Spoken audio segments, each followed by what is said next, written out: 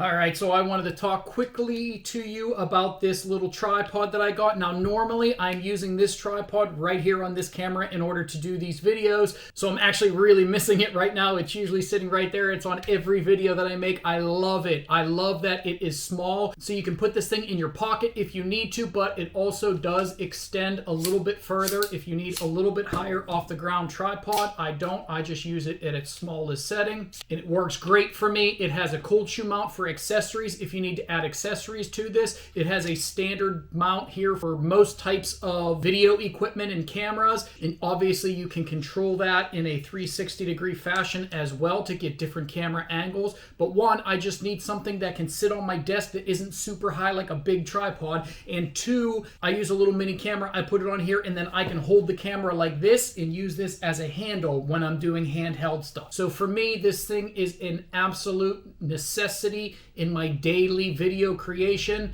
I couldn't recommend it more. I'm very happy with this thing. It's super robust. It's held up for me and I love it, and I would definitely recommend it to you.